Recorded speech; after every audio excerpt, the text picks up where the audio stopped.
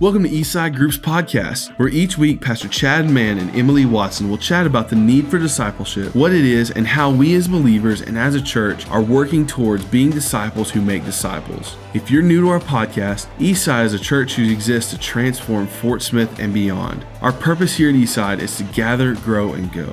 Learn more about us at myeastside.tv. Let's get started.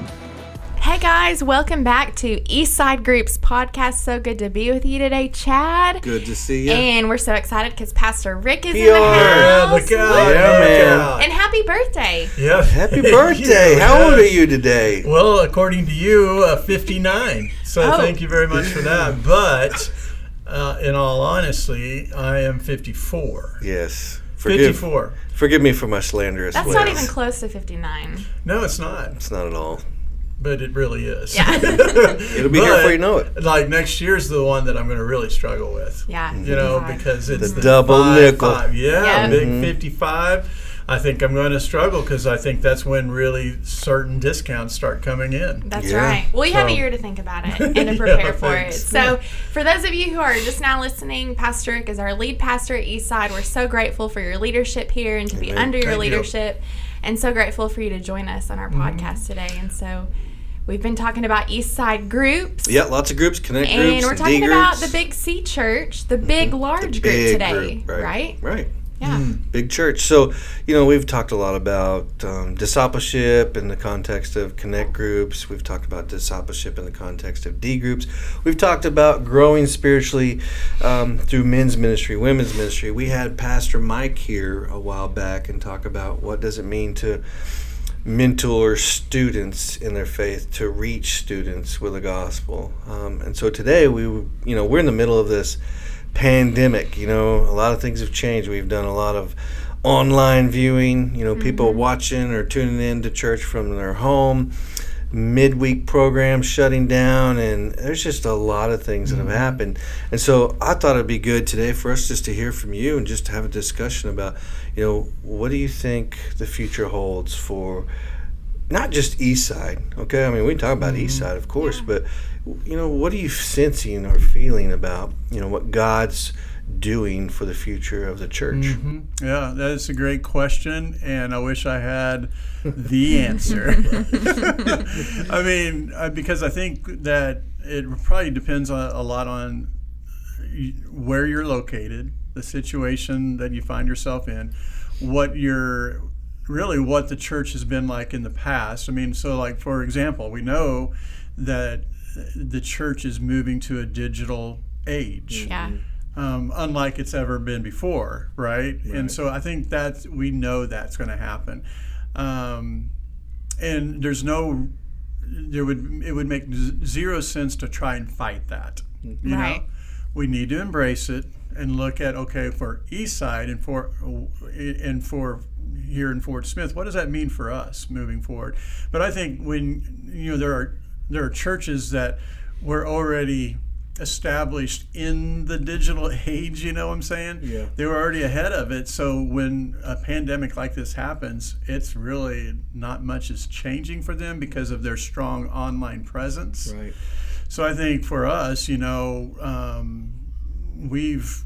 been able to develop that thanks to Aaron James. Yeah, Go Aaron. That's a big deal. Yeah. He has taken us to another level with that.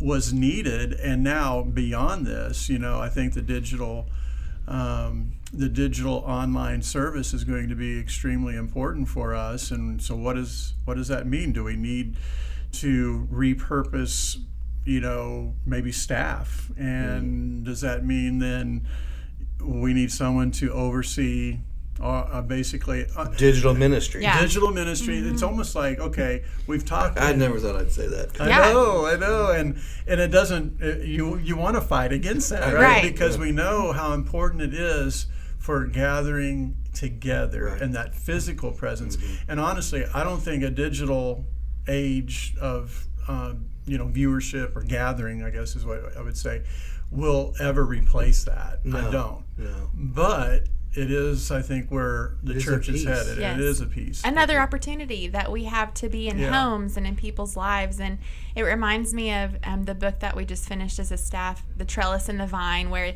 they gave us a situation. Let's say you are in a pandemic, and these things are going on. Where would you cut back? How would you repurpose resources or people or ministries? And we're like, oh my gosh, that's where we are right now. 11 years ago, they wrote that. Yeah.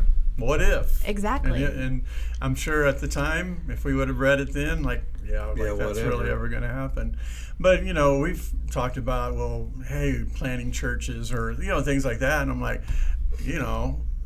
Eastside may need to plant a church, but an online church, Right. And what does that look like and mean, and how's that, for us, what does that look like? So, I think the digital age or digital viewership, online, whatever you want to call it, is going to be extremely important moving forward. I really do believe that. It's one area. Yeah, and think about our own Southern Baptist Convention President, J.D. Greer, in the Summit Church. He's the pastor of Summit Church, and they've announced in the last couple of weeks that they're going to what they call house churches. home groups. Yeah, and that's a church of about, 12,000, I think? Yeah. So you've got, thousands of these home groups going on and meeting, which looks a lot like kind of the early church, New Testament church, what you see in the book of Acts. I was reading an article on that where, they have, I think, 12,000 people in, I want to say 29 locations, something like that, And then by going to this, really a New Testament model, they're going to now have, a projection of, I think it was 16,000 or whatever it was, and in 2,400 homes. Yeah. So it's a great thing to think about and a great perspective there, and it makes a lot of sense. Yeah. Now, what I don't know is, are they going to still gather as a body eventually? A large body. So I guess the purpose for the home group is to kind of minimize the number of people that are gathering, and you still have a physical kind of gathering, a small group presence. Do you think that's something that we'll see more of? Because digitally, we know that's going to happen. It was happening before, and it's happening now, and more. And the churches, like you just shared, that weren't doing it had to do it, and so that's easy, in my opinion. As long as we've got resources, technology, and we got a lot of young men and women coming out of colleges. They don't even have to go to college. They know how to make videos and how to do this. So when you're thinking about discipleship groups and connect groups that are doing these things digitally through Zoom meetings, and it seems like things get a little smaller, do you see a possibility of that happening with more churches? The mega church, the big gathering where facilities were the thing, you got to have a 40,000 square foot building and to do this. We've put a lot of time over the years. The church has put in a lot of time and a lot of effort into raising funds for buildings, facilities, and equipment to do ministry. Yeah. Now, after this pandemic, what are your thoughts on... It's like the opposite. Putting me on the spot. Yeah, man. All these people watching and listening from Eastside. Yeah, what's he gonna say? What about get in on his head? But good luck on getting in my head. But the word that comes back to me that I've always tried to practice is balance. Yeah. So I think it's trying to find the balance, and I do think that the church that does not embrace the change, I think, that God is bringing to his church, you don't embrace it, I think church is going to struggle to survive. So if they say, well, you know what, we're not going to do digital, blah, blah, blah, whatever. Well, good luck, I think, personally. And then just as far as, buildings, when you say buildings, I'm like, yes, the church traditionally has been all about buildings and programs. But and with good intentions, right? And good results. Yes. Right. But this repurposing that you mentioned a while ago, repurposing of staff, repurposing of ministry, well, that means maybe we've got to repurpose some of our facilities or buildings. Maybe churches are going to take a shift towards opening up their buildings or facilities for community use, Right. And that would be something for us to consider, I guess, because we have a lot of space here. That's really a lot of space that wasn't being used before the pandemic. Right. And sure isn't being used right now for obvious reasons. But in the future, I'm not so sure that it will ever be used. So I think that's a good question to ask, is what, when it comes to facilities, and we have large facilities here, right? And what needs to be done with that? Do you, like you suggested, do you open it up to community use? Are there faith-based organizations that could come into our facility and use it and be a blessing to them? And so how many are out there struggling because they have to pay rent or that? Right. What if we as a church were able to say, hey, come use our facility at no charge, or make a donation, whatever it be. I think that could be a good thing, and that's something to consider. Obviously, we'd have to do research on what really the need is, and if there is one. Even reducing size, downsizing. Even downsizing. How many of us? Yeah. Like Cindy and I, we've downsized in our homes. We've gone from larger square footage down to less square footage because we just didn't need it. Right. And I think it really comes down to of stewardship. Being good stewards. So if that is to open up the place that we're not using during the week, it's about once a week, maybe twice a week type thing, and we can say, hey, we could use it almost daily, and being a blessing to ministries that are like-minded and as far as the purpose of the gospel. Yeah. That would be, in my mind, being a good steward. Yeah. Or if that wasn't the case, downsizing, I think, would be a matter of good stewardship. I think those are the questions that we need to be asking, and I think for the body to be able to share and give us input on that, because I've thought through those things, as far as just the building and facilities, and we don't use it all. It's a very large place. And it's almost like there's been this need in the past for more facility, more space for people, because more people are coming. We need more space. Or we've got more programs or more events. We need more space. And so that fit the need. And now right in front of us, it's the opposite, where we are to go and meet people right where they are, whether it's in their home or wherever it is. And so we're going outside of the building, and we're left with these opportunities of how to repurpose things. Yeah, and churches are fearful. Correct me if you're hearing different, but church leaders are fearful that a lot of people may not return to the typical church gathering, even when it is safe or whatnot. And so, what do you do then? You've got all this space that you used to fill up. So there's a repurposing of staff, repurposing of ministry, repurposing of events, repurposing of even buildings, facilities. So there's a lot of different things going on, but let's go back to kind of what we were talking about, because I know that you've got a lot to share concerning digital or online presence. So tell us about that. Like, how has it been for you as a pastor, when you're used to filling up the church building? Like, it's exciting when you got the houses packed and but now it's not, because of social distancing. We can only have this capacity because of this pandemic. What's that like for you as a pastor to go, this room is a quarter or less than half full of what it used to be? But you also know that there are people listening online. Exactly. Maybe church members. Maybe they have never been to church. Right. What are your... Exactly, right there, because it's a reframing of the mind. It's a rethinking that maybe our percentage is about 20% right now. Maybe last Sunday, probably more like 25% is the largest number that we've seen back this past Sunday. So, but our viewership is up. Yeah. And so you can see that. And so whether that's people, obviously a good portion of it's East Side people, and that's awesome. But we also know we're reaching out to people beyond our church and beyond Fort Smith. And we know that. We have that data that tells us. So again, kind of going back to that, well, what if we planted a church, but it's not in the traditional sense, it's online, you know? I don't know. I'm not saying we're doing it. I'm just saying I'm thinking like that way, right?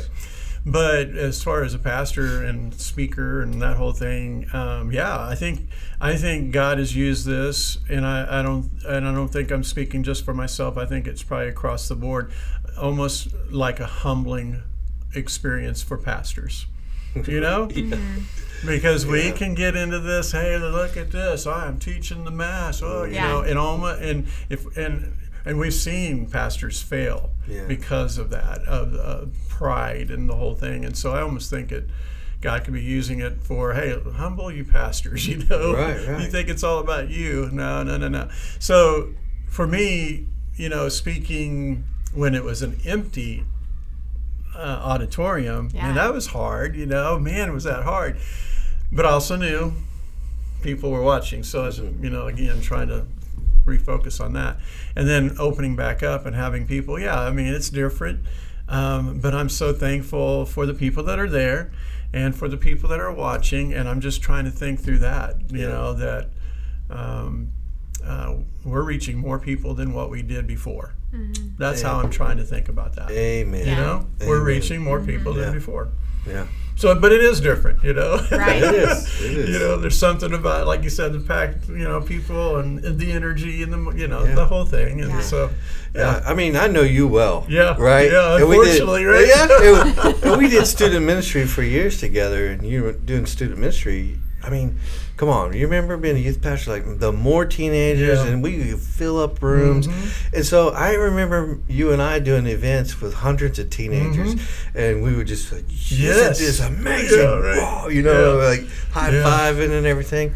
And then there would be maybe one or two events that we had and that didn't turn out as good. Right. You know, and you didn't have 400 people, you had like 45 coming, and you and I would look at each other and go, what happened? Right, what did we do wrong? Did you send that announcement out or not? You know, and we kind of took it that way. So, I mean, we've got to remember that God is up to something. You know, He builds this church. He's asking us to be faithful as leaders, as pastors of church, be faithful and proclaim the gospel. You know, he moves, and you're right.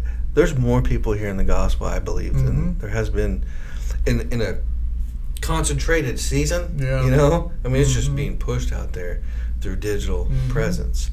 You're doing a sermon series right now, the coronavirus. Can you tell us a little bit about it? We've got a little bit of time, and I want some of our listeners and viewers just to hear a little bit about what this series is about. Yeah, I mean, I just believe that the coronavirus is having a ripple effect on the church in 4 ways, in my opinion. I'm sure there's more. There could be more, but I think there's the slipping, which I talked about last Sunday. So someone's listening that wasn't able to hear that or watch that, then I would recommend going back to listening to that.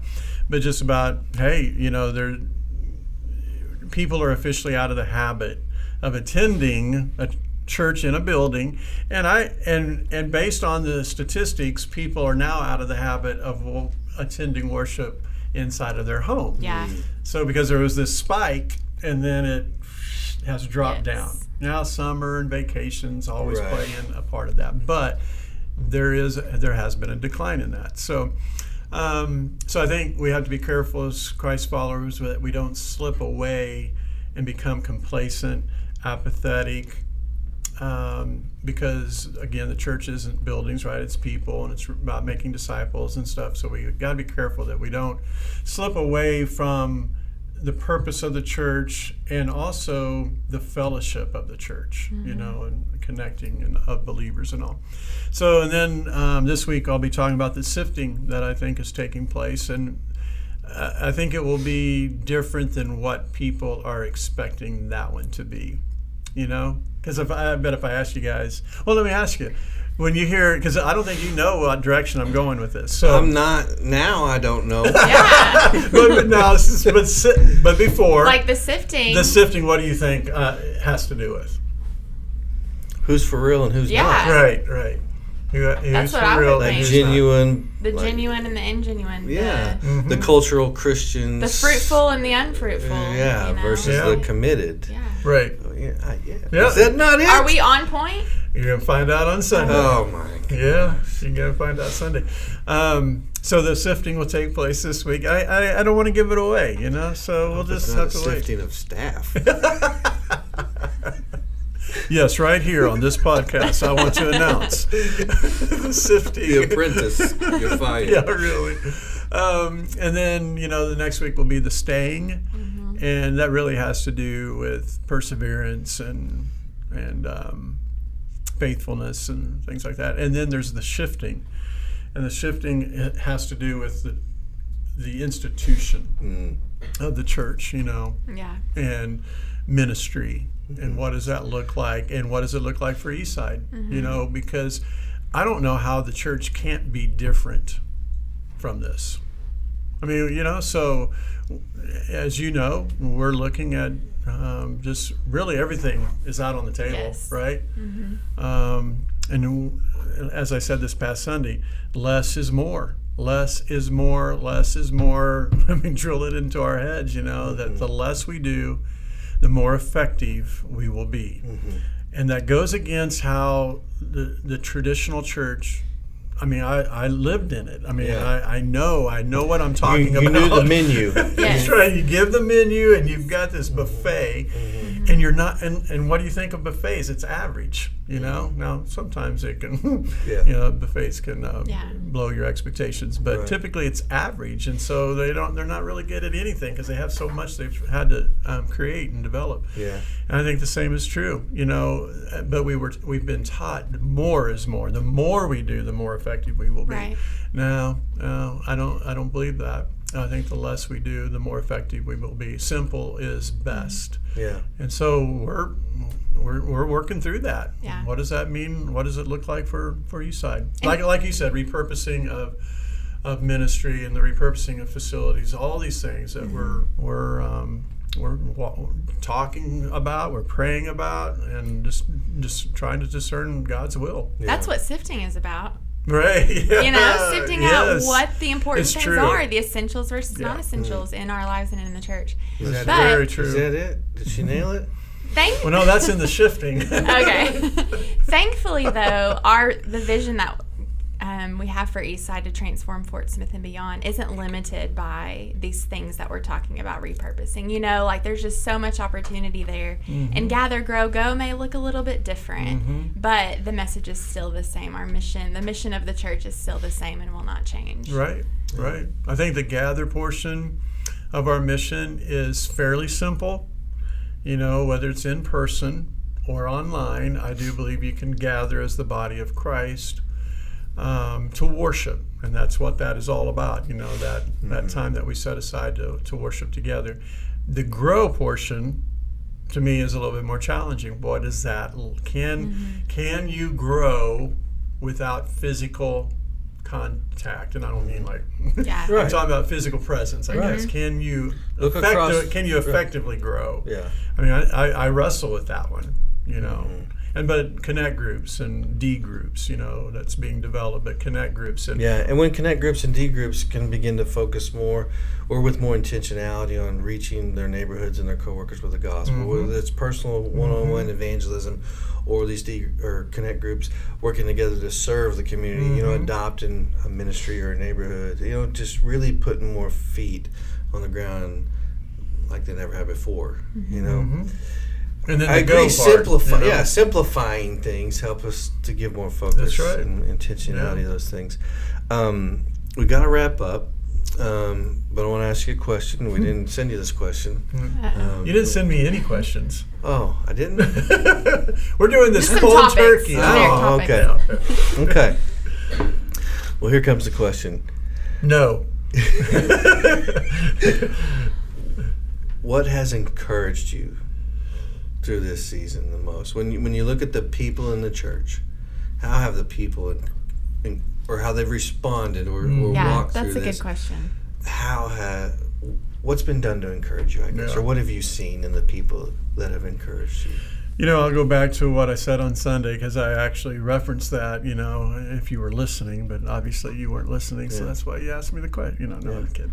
But I was watching online church somewhere else. And Lily was running across the living room and grabbed your attention.